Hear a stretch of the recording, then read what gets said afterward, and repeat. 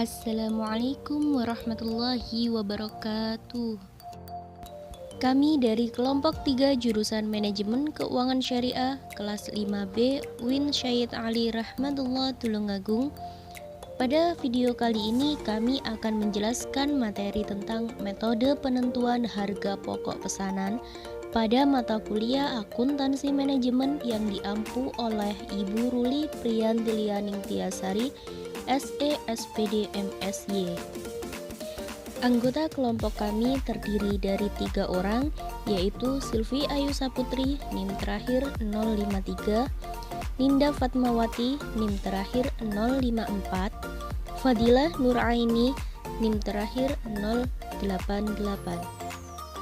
Pembahasan pada materi ini terdiri dari 1. Karakteristik lingkungan pesanan pekerjaan, 2. Harga pokok normal dan pembebanan overhead, 3. Arus biaya melalui akun-akun, 4. Pertimbangan manajerial. Materi pertama tentang karakteristik lingkungan pesanan pekerjaan akan dijelaskan oleh Ninda Fatmawati, NIM terakhir 054. Saya akan menjelaskan karakteristik lingkungan pesanan pekerjaan. Perusahaan dikelompokkan ke dalam 2 jenis utama, tergantung dari produksi jasa yang bersifat unik. Perusahaan yang memproduksi produk atau jasa yang sama dapat menggunakan sistem penentuan harga pokok proses. Adapun karakteristik yang lain, yang pertama, produksi dan penentuan biaya pesanan, yang merupakan perusahaan-perusahaan yang beroperasi di industri produk pesanan dan dapat menghasilkan beragam produk atau jasa yang agak berbeda dari satu dengan yang lainnya. Itu dikarenakan karena produk yang dibuat berdasarkan pesanan masuk ke dalam kelompok seperti jasa yang berbeda dari satu pelanggan ke pelanggan yang lainnya. Fitur utama dari penerimaan harga pokok pesanan adalah biaya satu pekerjaan berbeda dari biaya pekerjaan yang lainnya dan harus ditelusuri secara terpisah. Seperti harga-harga yang sering kali pada biaya dalam lingkungan yang mengerjakan pekerjaan berdasarkan pesanannya. 2. Produksi dan penentuan biaya proses, yang merupakan perusahaan dalam industri proses yang memproduksi produk-produk yang sama atau homogen secara massal, seperti produsen makanan kaleng, semen, dan lain-lain. Adapun perbandingan penentuan harga pokok proses, pesanan, dan proses. Yang pertama adalah menentukan harga pokok pesanan. Beragam produk yang berbeda, biaya diakumulasikan berdasarkan pekerjaan, biaya per unit sama dengan total biaya pekerjaan atau output. Kemudian yang kedua, penentuan harga pokok proses. Produk-produk yang bersifat homogen, biaya diakumulasikan berdasarkan proses atau departemen, biaya per unit sama dengan biaya proses atau output. Yang ketiga, biaya produk dalam penentuan harga pokok proses, yang terdiri atas bahan baku langsung, tenaga kerja langsung, dan overhead. Bahan baku langsung dan tenaga kerja langsung agak mudah untuk dicari ke masing-masing pesanan pekerjaan yang overhead, dikarenakan overhead terdiri atas semua biaya produksi selain bahan baku langsung dan tenaga kerja langsung yang tidak sederhana. Materi kedua tentang harga pokok normal dan pembebanan overhead akan dijelaskan oleh Fadilah Nuraini, NIM terakhir 088. Saya akan menjelaskan harga pokok normal dan pembebanan overhead. 1. Penentuan harga pokok aktual. Dalam sistem biaya aktual, hanya biaya-biaya aktual dari bahan baku langsung, tenaga kerja langsung, dan overhead yang digunakan dalam menentukan biaya per unit. Namun, terdapat beberapa permasalahan dalam menggunakan biaya, yaitu menentukan biaya overhead yang tidak sama, dan produksi yang tidak sama. 2. Penentuan harga pokok normal. Sistem biaya normal menentukan biaya per unit dengan menambahkan bahan baku langsung aktual, tenaga kerja langsung aktual, dan perkiraan overhead. Overhead yang diperkirakan dengan memperkirakan overhead aktual selama setahun pada awal tahun. dan kemudian menggunakan tarif yang ditentukan sebelumnya sepanjang tahun untuk memperoleh informasi biaya per unit, penentuan harga pokok normal, dan memperkirakan overhead. Dalam menentukan harga pokok normal, terdapat beberapa langkah, yaitu langkah 1, menggunakan tarif overhead yang ditentukan sebelumnya, dengan cara tarif overhead yang ditentukan sebelumnya sama dengan perkiraan overhead tahunan dibagi dengan perkiraan tingkat aktivitas tahunan. Langkah 2, membebankan overhead ke produksi dengan cara overhead yang dibebankan sama dengan tarif overhead yang ditentukan sebelumnya dikali tingkat aktivitas aktual. Langkah 3, melakukan rekonsiliasi overhead aktual dengan overhead yang dibebankan dengan cara varian overhead sama dengan overhead aktual dikurangi overhead yang ditetapkan. Pada akhir tahun, biaya-biaya yang dilaporkan dalam laporan keuangan harus merupakan jumlah yang aktual.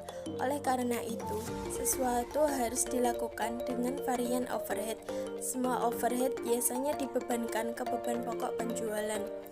Dapat dihitung dengan beban pokok penjualan yang telah disesuaikan sama dengan beban pokok penjualan sebelum penyesuaian plus minus varian overhead. Tarif over departemental. Tarif over pabrik adalah tarif overhead tunggal yang dihitung dengan menggunakan seluruh overhead yang diperkirakan untuk sebuah pabrik dibagi dengan perkiraan tingkat aktivitas di semua bagian dalam pabrik. Tarif overhead departemen adalah perkiraan overhead untuk sebuah departemen dibagi dengan perkiraan tingkat aktivitas untuk departemen yang sama. Langkah-langkah yang dilakukan dalam menghitung dan menerapkan overhead adalah sama dengan yang dilakukan pada tarif overhead pabrik, yaitu tarif overhead departemen sama dengan perkiraan overhead departemen dibagi dengan perkiraan tingkat aktivitas departemen. Biaya per unit dalam sistem pesanan. Biaya per unit dari pekerjaan atau pesanan adalah total biaya dari pekerjaan, bahan baku yang digunakan dalam pekerjaan, tenaga kerja yang bekerja pada pekerjaan, dan overhead yang dibebankan, dibagi dengan jumlah unit yang ada dalam pekerjaan.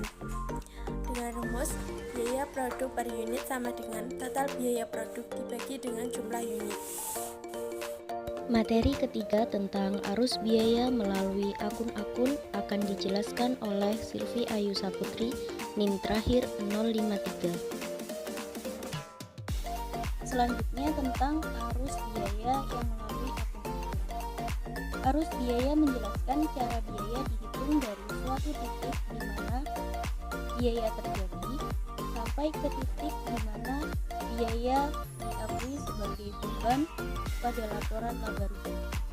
Kepentingan utama dalam sistem perhitungan biaya pesanan adalah arus biaya manufaktur yang memiliki 3 elemen, diantaranya ada biaya bahan baku langsung, tenaga kerja langsung, dan overhead, mengalir melalui barang dalam proses ke barang jadi dan akhirnya ke beban pokok penjualan. Arus biaya yang melalui akun-akun yang pertama ada akuntansi untuk bahan baku. Bahan baku adalah akun persediaan yang muncul di laporan posisi keuangan dalam aset lancar. Akun bahan baku juga merupakan akun pengendali untuk semua bahan baku. Saat penyedia produksi membutuhkan bahan baku untuk pesanan, bahan baku diambil dari ruang penyimpanan. Bahan baku dipindahkan dari akun bahan baku dan ditambahkan ke akun barang dalam proses. Dalam lingkungan usaha berdasarkan pesanan, bahan baku dipindahkan dari ruangan penyimpanan ke bagian produksi. Dalam pabrik harus ditandai dengan nama pesanan yang tepat. Yang kedua ada akuntansi untuk biaya tenaga kerja. Biaya tenaga kerja yang dibebankan kedua pesanan sama besarnya dengan jumlah total tenaga kerja yang dibebankan ke barang dalam proses. Arus biaya tenaga kerja mencerminkan hanya biaya tenaga kerja langsung. Tenaga kerja tidak langsung dibebankan sebagai bagian dari overhead. Yang ketiga, akuntansi untuk overhead. Biaya overhead dapat dibebankan dengan menggunakan tarif pabrik tunggal atau tarif departemen. Umumnya, jam kerja langsung adalah ukuran yang digunakan untuk menghitung tarif overhead pabrik dan tarif overhead departemen berdasarkan pada pemicu-pemicu biaya seperti jam tenaga kerja langsung, jam mesin, atau biaya bahan baku langsung. Penggunaan tarif pabrik memiliki manfaat karena sederhana dan mengurangi kebutuhan pengumpulan data. Yang keempat, ada akuntansi untuk biaya overhead aktual. Biaya overhead aktual tidak akan pernah masuk ke barang dalam proses. Prosedur umumnya adalah mencatat overhead aktual ke dalam overhead control. Selanjutnya, pada akhir periode 1 tahun overhead aktual direkonsiliasikan dengan overhead yang dibebankan, dan apabila varian overhead tidak material, varian ini akan ditutup ke beban pokok penjualan. Yang kelima, ada akuntansi untuk barang jadi. Saat pesanan selesai dikerjakan, bahan baku langsung, tenaga kerja langsung, dan overhead yang dibebankan dijumlahkan untuk menghasilkan beban pokok produksi dari pesanan. Secara bersamaan, biaya dari pesanan yang telah selesai dikerjakan dipindahkan dari akun barang dalam proses ke akun barang jadi. Penyelesaian sebuah pesanan pekerjaan adalah langkah penting dalam arus biaya manufaktur. Biaya dari pesanan yang telah diselesaikan dihilangkan dari barang dalam proses dan ditambahkan ke barang jadi, dan pada akhirnya ditambahkan ke beban pokok penjualan pada laporan laba rugi. Yang keenam, ada akuntansi untuk beban pokok penjualan. Laporan beban pokok penjualan biasanya disusun pada akhir setiap periode laporan, misalnya bulanan atau triwulan. Biasanya varian overhead tidak material sehingga ditutup ke akun beban pokok penjualan. Beban pokok penjualan sebelum penyesuaian atas varian overhead disebut beban pokok penjualan normal. Dan setelah penyesuaian terhadap varian overhead periode dilakukan, hasilnya disebut dengan beban pokok penjualan setelah penyesuaian. Yang ketujuh, ada akuntansi untuk biaya non-manufaktur. Biaya manufaktur bukanlah satu-satunya biaya yang ada di seluruh perusahaan. Biaya non-manufaktur atau biaya periodik juga terjadi di perusahaan. Biaya-biaya ini terdiri atas biaya penjualan dan administrasi, dan yang tidak pernah dibebankan ke produk bukan merupakan bagian dari arus biaya manufaktur. Materi terakhir tentang pertimbangan manajerial akan dijelaskan oleh Ninda Fatmawati, NIM terakhir 054. Saya akan menjelaskan pertimbangan manajerial. Pertimbangan manajerial ini dapat dilakukan secara terpisah atau digabungkan dengan metode tinggi rendah maupun kuadrat terkecil. Pertimbangan manajerial adalah suatu hal penting dalam menentukan perilaku biaya dan metode yang paling luas untuk digunakan yang memiliki banyak bentuk. Secara sederhana, beberapa manajer menentukan biaya aktivitas tertentu menjadi kategori tetap dan lainnya menjadi kategori variabel, tanpa menghiraukan kemungkinan biaya campurannya. Daya tarik dari metode ini ialah terletak pada kesederhanaannya. Karena sebelum memilih metode tersebut, manajemen memastikan sebagian besar biaya adalah variabel dan tetap.